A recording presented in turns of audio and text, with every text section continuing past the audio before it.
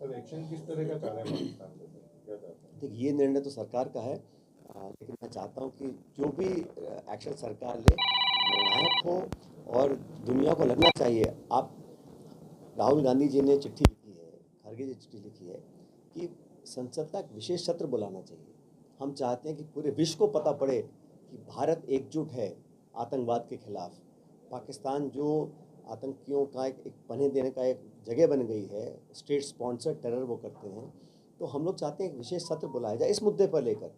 आपको याद होगा 1994 में पार्लियामेंट में, संसद के अंदर नरसिम्हा राव जी की सरकार थी, कांग्रेस सरकार थी, हम लोगों ने सर्वसम्मति से एक प्रस्ताव पारित किया था कि पीओके को वापस लिया जाए। 1994 में किया था।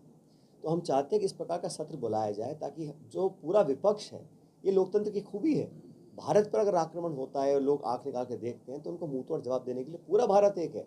हमारे विरोध वैचारिक हो सकते हैं पॉलिटिकल, लेकिन इसके लिए हम सब एक हैं। और ये संदेश सत्र बुलाने के बाद जाता, तो हम चाहते हैं विशेष सत्र बुलाते, पूरा विश्व देखता कि भारत एकजुट है आतंकवाद के खिलाफ। संदेश हम देना चाहते थे, लेकिन क्या कार्रवाई करनी, कैसे करनी है, ये तो सरकार को ज़्यादा जानकारी है। लेकिन मैं इतना जानता हूँ कि एक एक नागरिक भारतवर्ष का इस बात के लिए आतुर है कि हम लोग जल्द से जल्द एक प्रभावी कार्रवाई करें ताकि आतंकवाद को दोबारा पनाह देने की हिम्मत पाकिस्तान ना कर सके। इसी को लेकर सवाल है सर कि 13 से 15 दिन हो गए उस घटना को लेकर, अभी तक आतंकी हाथ में नहीं आया, उनको पता भी नहीं चला है करने वाले, लगता नहीं बहुत बड़ा फेलियर है। देखिए, ये समय नहीं है कि हम कमियां निकालें, खामियां निकालें। निश्चित रूप से जब आतंकवादी सरहद पार करके आए हैं, हवाई जहाज़ बंद हैं, रेलवे बंद हैं, गाड़ी बस बंद हैं, तो कैसे तो आए हैं वो है। लेकिन आज वो समय नहीं है कि हम उस पर अपना ध्यान दें। हालांकि सरकार ने खुद ऑल पार्टी मीटिंग, हमने कहा था बुलाइए, ऑल पार्टी मीटिंग बुलाई, तो दुर्भाग्यवश प्रधानमंत्री उस मीटिंग में नहीं आए और रक्षा मंत्री को मीटिंग चेयर करनी पड़ी। उस मीटिंग में मैं तो वहाँ नहीं था, लेकिन ये निकल कर आया कि सरकार ने माना है कि चूक हुई है, लेकिन चूक हुई किसकी हुई, कितनी हुई, कौन जिम्मेदार है, वो सब मामले भी आएंगे, आने भी चाहिए। लेकिन आज जो हमारा विषय है वो ये है कि हम एक ऐसा जवाब दें ताकि ये दुस्साहस जो किया है, आप कल्पना करो, निहत्थे सैलानियों पर, मतलब वो बेचारे अपने बच्चों के साथ गए हैं, और ऐसा नहीं है कि वहाँ जो लेडीज़ को और बच्चों को उन्होंने मारा नहीं है, वो कोई दया दृष्टि से किया है।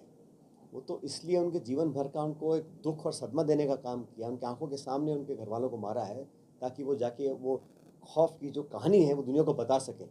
इसलिए किया है, वो उन्होंने कोई दया नहीं दिखाई है। तो इस प्रकार के जब ये इंसान क्या है तो हैवान टाइप लोग हैं, इनको अगर पाकिस्तान पनाह दे रहा है तो कोई कारण नहीं है कि हम लोग अपने हाथ बांध कर अभी वेट करते रहें। मुझे लगता है कि सरकार कार्रवाई करनी भी चाहिए, लेकिन हम सब सरकार के साथ हैं, ये संदेश देना बहुत ज़रूरी है और देश को सुनना भी चाहिए। सर, इसको लेकर अजय राय जी कांग्रेस के जो आपके नेता हैं, विजय सदस्य, इन्होंने कल रफाल फाइटर को लेके एक नींबू मिर्ची कब हटाओगे तो केंद्र सरकार पर निशाना भी कर जाए, तो इसको लेके आप कैसे? मैंने आपको बताया है, जो कांग्रेस वर्किंग कमेटी का जो प्रस्ताव है वो पार्टी का ऑफिशियल प्रस्ताव है और वही सब कार्यकर्ता कांग्रेस पार्टी के नेता उसको मानते हैं। सर, सेना को जो छूट दी गई है उससे क्या इफेक्ट पड़ेगा? उन्होंने कहा जगह आप तय करें, डिसाइड सेना करें।